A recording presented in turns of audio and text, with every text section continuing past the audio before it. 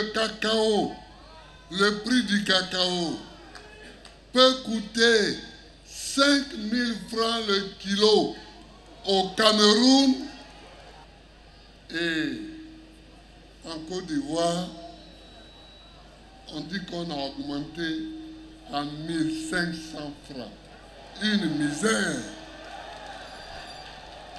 Une misère. Il y a longtemps, quand j'étais président, j'ai demandé l'union des principaux producteurs, le Ghana et la Côte d'Ivoire. Nous produisons 60% du cacao mondial. La Côte d'Ivoire 40%, le Ghana 20%. 60% du cacao mondial. J'ai souhaité qu'on se rassemble et que nous fixions le prix de vente du cacao au lieu de subir le prix d'achat que les acheteurs nous imposent. Mais on m'a pris pour un très gros révolutionnaire, un trop gros révolutionnaire, et beaucoup m'ont fui petit à petit pour ne pas avoir affaire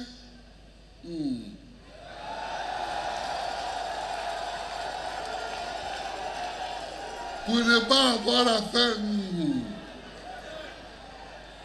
Or, on n'obtient rien sans combat. On n'obtient rien sans lutte. On n'obtient rien sans se battre. Aujourd'hui, les acheteurs achètent à n'importe quel prix qu'ils veulent. Qu'est-ce que c'est que ça? C'est pour éviter ça. Eux qui sont des libéraux. Moi, je suis un socialiste, mais eux qui sont des libéraux, que le FMI avait imposé une réforme libérale en 2000, au temps où Gay Robert était chef d'État. Elle consistait à dissoudre la caisse de stabilisation pour laisser le planteur-vendeur de cacao en face de l'acheteur et du cours mondial. C'est bénéficiant de cette dissolution que j'avais dit en 2000 aux paysans, donnez-moi le pouvoir pour que je vous le rende. Donnez-moi le pouvoir pour que je vous le rende. Et quand ils m'ont donné le pouvoir, quand j'ai été élu, j'ai rendu le pouvoir aux paysans. Vous avez vu, ceux qui fixaient les prix, ceux qui annonçaient les prix, ce sont les paysans. Mais le prix du cacao avait augmenté. Parce que l'État ne prenait que 260 francs sur chaque kilo pour son impôt. Le reste, les producteurs étaient en face des acheteurs et ils leur donnaient tout le reste. Aujourd'hui, les libéraux ivoiriens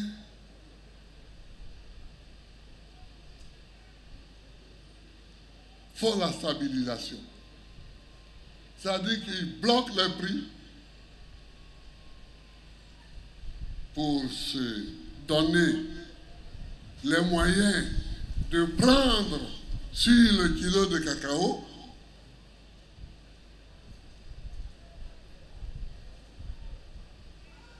pour financer la dette abyssale qu'ils nous ont laissée, qu'ils vont nous laisser.